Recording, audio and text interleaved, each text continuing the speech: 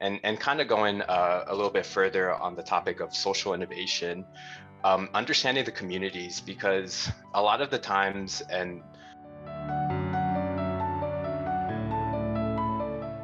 Okay, when you're talking about, I think both of you mentioned on empathy map and Cesar have mentioned on business canvas.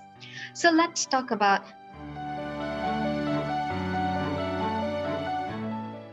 I would say maybe the empathy map, because you need your business canvas. There is a section to understand your customer. So the business model canvas and the value proposition canvas, I mean, those two are interconnected, and they really kind of give you a holistic view as far as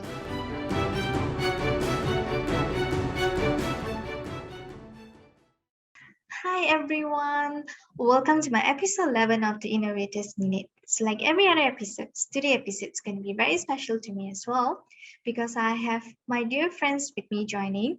Yes, two guests. So today are going to be two guests who are my dear friends, Cesar from US and also Annisha from South Africa. So we all were connected in our Instagram page. So I do have an Instagram page, the Innovators Minute. So we were connected there because we share the same interest and passion on innovation. So we grouped together. We wanted to share more of our frameworks, more of our experience, and the tools that we actually use in order to commercialize an ideation process.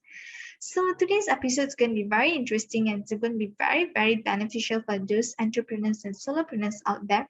So if you'd like to know more about if you on commercializing your ideation process or transforming your organizations, so you definitely can learn a lot from Cesar and Anisha themselves because they have their own unique framework. They actually have emphasized and they have experience of implementing those framework throughout their career or throughout their experience in innovation. So they will be sharing a bit of bits and parcels of here and there. But you can learn more on a webinar that will be launching in early September. We're going to talk more about our frameworks or the unique frameworks that individually that we have used and experienced and what are the success rates for each of these frameworks in order to commercialize the ideation process. So tune into the video to watch more and learn about our unique frameworks.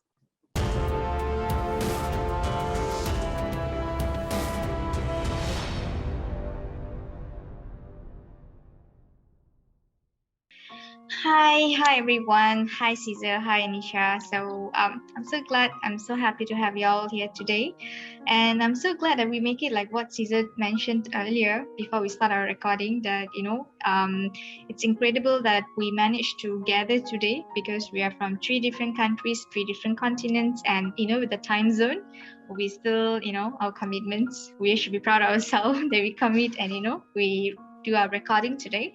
I'm so glad to meet you all. And today's episode is going to be very exciting. It's because I'm meeting someone who's in the same field and who is doing exactly what I'm doing and what I'm passionate about. And it's really nice to have you all. So, Cesar, you do want to introduce yourself? Yeah, my name is Cesar Venegas. I'm from the United States of America. More specifically, I live in El Paso, Texas. So my background is in systems engineering and software development.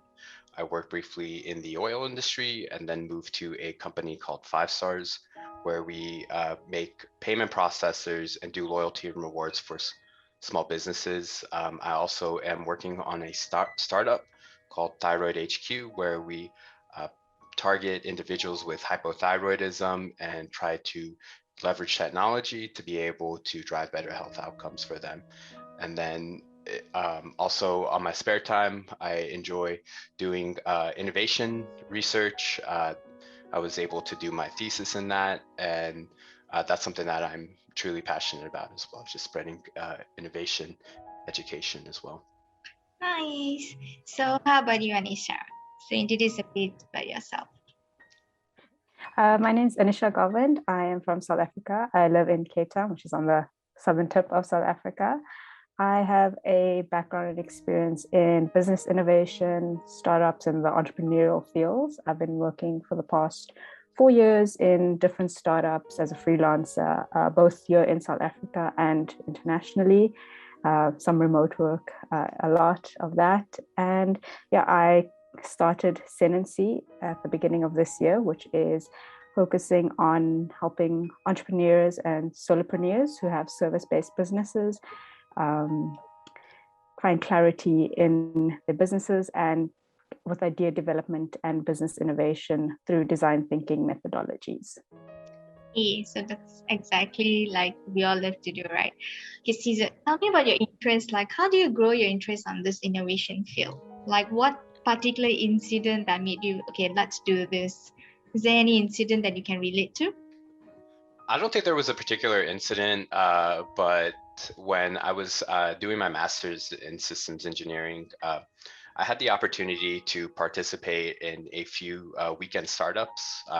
So we would essentially take an idea and try to create some sort of solution and try to commercialize it within 3 days. And I got to expose to the innovation methodologies as far as how they're applied to business, such as lean or such as the lean startup and some ideas of design thinking. I had the opportunity to be advised as well by somebody that was doing research in innovation as well. And so that was a big kind of turning point as to how I got involved in all of the innovation research. My thesis revolved mainly around studying these different types of methodologies and trying to apply a method of social innovation into the field of engineering. Interesting. So how about you, Annisha? You have any particular incident or, like how do you grow your interest in this field? Sure. I think, yeah, it's not so like one specific incident, but it's kind of how I've always viewed things is that I've always enjoyed like creativity and thinking out of the box and like design that field. And I've also really enjoyed the business world, learning how businesses are set up, what goes into them, and being like very analytical and critical. So bringing that all together for me is what business innovation is finding all these different parts and bringing it together. And I've just continuously dabbled in all those different fields. So I think that's why I'm so excited about it is because I can use my both like left and right brain and explore different options through different ways of thinking. Okay, interesting. So, okay, there's one thing that I see in there is similarities between three hours is the innovation method that that I see in your Instagram page. We always talk about design thinking, right? So I'm sure Cesar and also Annisha is very much exposed to what is design thinking.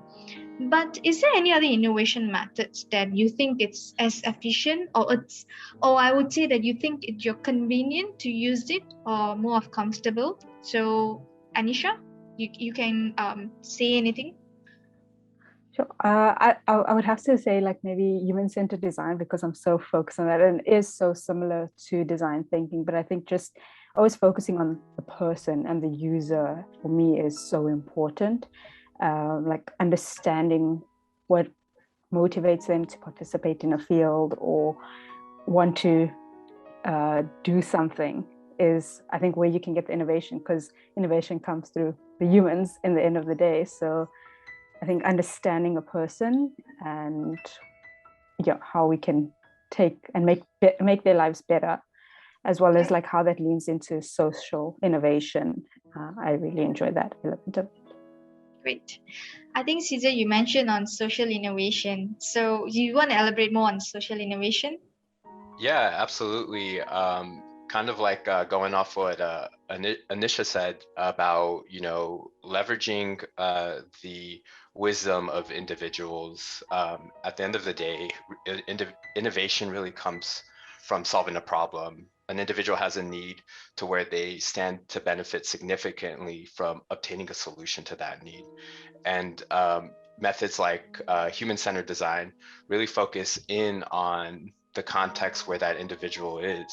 And kind of going a little bit further on the topic of social innovation, understanding the communities, because a lot of the times, and Not a lot of the times, but a lot of the older thinking as far as product development really took a product-centric approach, kind of building in isolation outside of these communities and not leveraging the wisdom of the collective.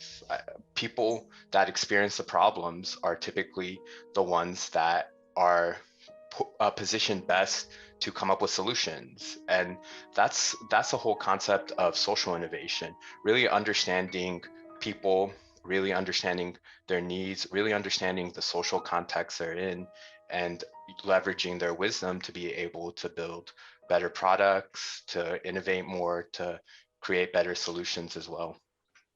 Nice. Annisha, do you use any sort of tools for this, for you to gather some data when it's about human-centric, right? So do you use any tools like you're convenient to use to gather details of what sort of analysis you use? So my method is usually starts off with interviews or surveys. So as if I'm able to access people directly and sit down, have a conversation, even in the environments that they are, this event is happening for them, it's best to interview them in there. And if that's not possible, surveys, I think it's a go-to tool that's easy to use. Sending that out and getting the feedback. And then my favorite tool to use is actually the empathy map. I love how it frames the problems that the user faces, their potential goals. I like that element of it, is that we can look at what they can gain from it, their goals, their gains, their ambitions, and then also get an understanding of who they are as a person through the other elements, such as what are they thinking, what they are seeing in the environments, and what's affecting them on an emotional level. So yeah, I just really love the way the empathy map brings all of that into one canvas or framework that you can then reference throughout the process or project going forward. Okay, now you're talking about empathy map, right, Annisha? So this one you fill up by interviewing people, or how do you get those inputs to fill up in your empathy map? Usually it would be from whatever I've deduced from the interviews. So I'd analyze that research, or even like it could be from online research, from what I've seen of similar people, or through the surveys, the feedback I've gotten on that. Okay. So Cesar, how about you? Do you use any particular tools on this? Like, do you have any favorite tools that you use? So I think Anisha really brought up very powerful tools as far as like the empathy mapping. One of the I guess toolkits that I've been using for my own personal startup is one classic is the business model canvas. The business model canvas and the value proposition canvas, I mean, those two are interconnected, and they really kind of give you a holistic view as far as what your business's value is, who your customers are, your channels, your revenue streams, and then your value proposition really helps you understand what you're actually delivering to your customers as well, like their pains, their goals, their jobs to be done, which is all very important in innovating and creating a product that really disrupts or really brings true value to a customer. And then also the people personas are very, very important. Knowing who you're building for, knowing who you're designing for, really getting on that empathetic level, and even in some cases, using empathy as a tool to be able to for creativity. My professor in graduate school, her research revolved around building or using empathic design to build a better prosthetic, and her research enabled her to create a prosthetic that emulated how how other people with prosthetics felt. So that way, the research ultimately yielded better latent needs for these individuals, and it just goes to show you empathy is really important when you're designing as well. Nice. Okay, when you're talking about, I think both of you have mentioned on empathy map and Cesar have mentioned on business canvas. So let's talk about how important is both of this. Because I know they're both equally important and it's essential for us to apply this in innovating a product or any services for the matter. But which one should come first? Do you think that we need to fill up empathy map first, or do we need to fill out the business canvas first? What do you think, Anisha? I would say maybe the empathy map, because you need your business canvas. There is a section to understand your customer, but Okay. I think it depends on the project, because sometimes you might not be able to understand the user yet, and you first need to get an idea of how to target them through the business model. So yeah, it could go either way. I know it's not a direct answer, but yeah. I do agree with you. It could go either way. Yeah, I understand. Cesar, what's your thoughts on this? I agree with Anisha. It depends on the context. Not all social innovation projects are intended for commercialization. So if the project doesn't involve commercialization, then there really isn't a business context. Maybe there is another canvas that will allow you to reap the value of the business model canvas. But if it is a commercialized product, I personally would start with the business model canvas, essentially because it gives you that holistic view of what you're trying to do. There's a section for your customers. In that section, you can start using things like empathy mapping as well to really get a better understanding of their needs. Understand. So, what do you think about market research? You got to do a bit of your market size and market potentials and all that, right? So, what do you think when we should actually do that? Anisha, what's your thought? Just because of my background and that I always kind of put customer first, is I'd say it's like a starting point. Yes, like go for that, understand, because you essentially, I've always heard that business is solving a problem. So to understand the problem that you're solving, you need to understand who it is you want to solve the problem for, what they want you to solve for them, or identifying what they don't know that they need solved. So yeah, I'd say it's very important to do it. And yeah, there are different ways of doing it, and you don't have to maybe go in and speak to them directly initially. Maybe it's getting a contextual understanding, doing more work, going back at a later stage and speaking to them. Okay, so Anisha sticks with human centric, so it's got to be with that. I understand. So Cesar, what is thought on market potential and market size? Does it come first? Do you really need to consider that first? Yeah, and this is an interesting question because this is currently something that we're working on at Thyroid HQ. Essentially, with that project, the first thing was to understand who the customer was. I think that's part of the whole customer discovery process, to figuring out if you have a customer.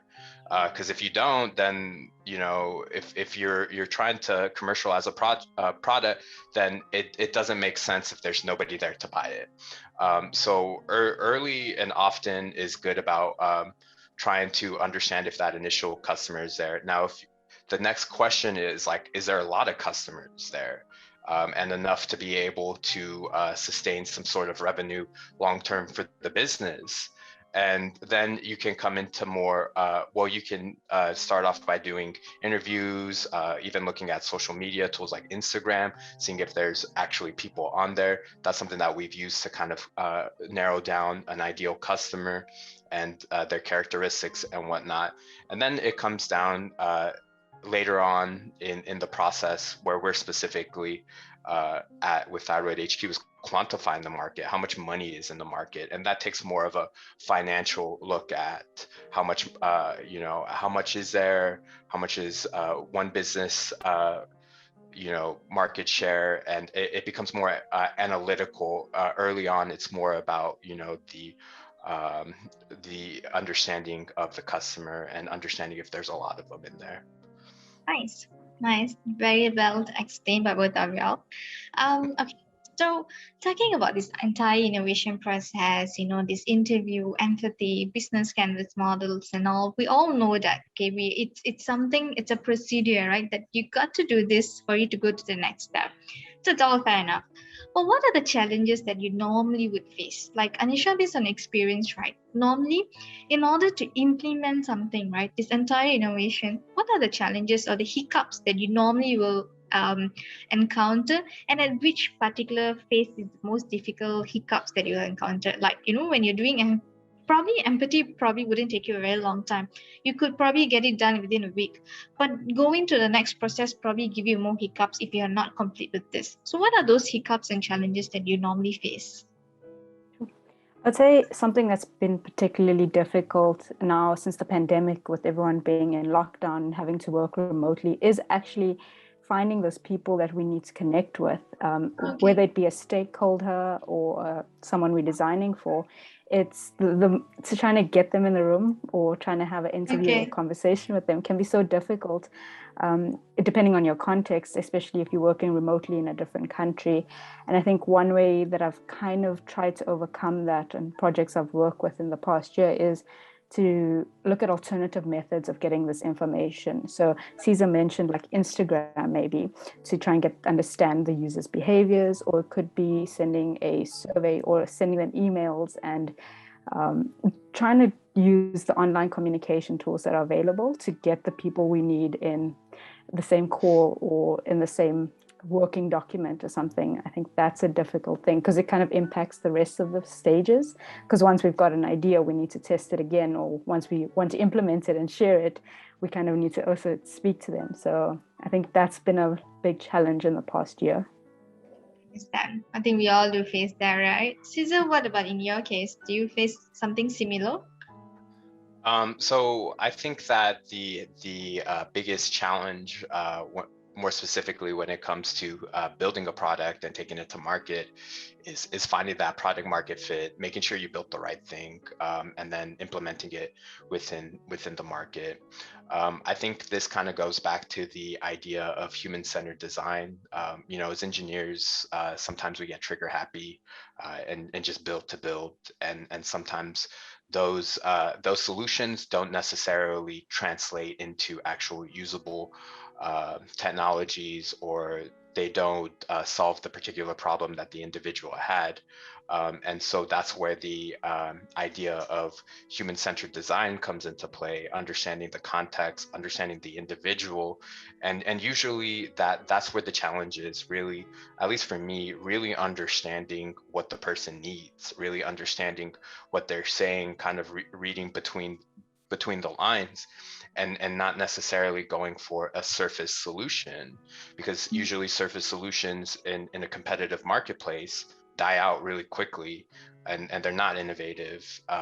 Really we have to dig down deep to truly find innovations, and they come from individuals as well. Okay, that's interesting. Okay, now I know that you have your own way of doing things, right? Like your own framework. So let's say, Annisha, in your case, right? For example, you want to commercialize a product. Okay, let's say a client approached you that I have this idea with me. So what would be your framework like? Like if you were to put in a very short, you would to conclude your framework, the working style of yours, how would you conclude it? Just briefly share with us. Sure. So mine is very much based in design thinking. That's kind of what I've trained and have lived the past few years. So it is kind of understanding first. So usually with my clients, I'll start off having an initial sort of questionnaire that I ask them. So just to get an idea of what their goals are, or where they got this idea from, why they want to do it. So contextual understanding. Then I'll have a call, have a face-to-face, what I call like a brainstorming session, but it is more about working through knowledge that they have, because usually a client will have so much knowledge and information and ideas, but they haven't structured it into something. So it would kind of be just making sense of all of this information and talking through feasible ideas. So we understand, I use the viability, feasibility, and desirability framework quite often to determine what could work. And then I give them tips and tools of how they can test this idea. So it could be interviewing people, could be sending it out into the world, different ways they can do it. Then we kind of analyze what we discussed and put that into like actionable, executionable steps that they can take forward and get to that point of commercialization. Interesting. Okay, so how long do you think this entire process would look like? I know it's very subjective based on projects, but typically, like how long do you think it would, this entire process, in order for you to commercialize the idea? How long do you think? I definitely say a few months. Like if it's a very big, complex problem, more than 6 months. But if it's something a bit more that someone's been working on for a while already, they could almost go at it within a month or two if they've got Okay. enough information to back it up. I would say it would take a few months. But if it's a very big, complex problem that still needs a lot of research and understanding, that I would say 6 months enough. Fair enough. So how about Caesar? How about you? In your case, like, what is the framework that you normally will deal with your client? Like, what would your first step would be, and up to commercializing the idea? Yeah, so the approach that we're taking with Thyroid HQ, we're trying to build a completely new method of diagnosing hypothyroidism. So the way that this project actually started was my partner and I, we generated about 500 ideas. So there was like an ideation phase where and then we had some sort of criteria to be able to get the maybe top 5 ideas. And then really how we proceeded then, like you have to understand that passion as well plays a role into having a long-term view on, or assisting with the long-term view of that idea, because if you're not passionate about an idea, you may eventually just give up on that particular project. And then for us, it was going and doing some form of customer discovery, saying we think that this is our customer, these are their attributes, let's go find them, and then conducting interviews from those customers. So a complete customer discovery phase. After we were able to get that get that information from these customers through different interviews, we did a needs analysis and framed a problem. And this is one of the things that we still have some ideation to do around the problem, but framing the problem is extremely important, because once you frame the problem, you could develop a solution. Developing the solution is always the easy part. It's like the downhill part, but framing the problem is always a bit of a challenge. So our approach now, after doing all that customer discovery, is to build a mean viable product. And the framework that we're taking is a very lean, one function, proof of concept, minimum resources put and then put it out in the market to get some form of validation to know whether or not to proceed with that product or not. Interesting. I mean, do it's end of the day, it's something we are just trying to make sure that the product is tangible and feasible for us to commercialize the idea, right? So, but the steps, I know that we will start with something that we are more comfortable of, right? Like Annisha and Cesar, you have your own style of doing it, but I know that end objective is the same, but we all want to commercialize the idea. That's a whole end goal for it, right? But thanks for sharing your unique framework. I mean, it's really helpful for people who wants to approach you, who wants to commercialize their idea. They definitely can look up to both of y'all, because you have experience in your design thinking, in the way of you doing, like Cesar, he has some experience in system engineering, business development. In Annisha, you have a lot of experience in your human centric, and it's so important. Like what I was keep asking you questions, empathy or business model. No, you said no, it is human centric. It has to come to your customer. So yeah, exactly, that's the whole point. Like Cesar also was emphasizing on that. It's a customer that it's so important that you need to do that. You get your customer journey or your mapping, that persona is so important. Get that done, and then you can look into the other aspects of business model, business canvas come into the picture, market size, market potentials, and all. So thank you so much for sharing. So I hope the audience who's watching this video will benefit from what you have shared today. like the importance and the framework is so important.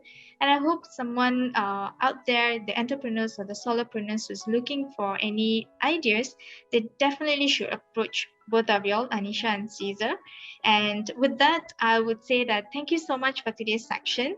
And I hope we can do work together.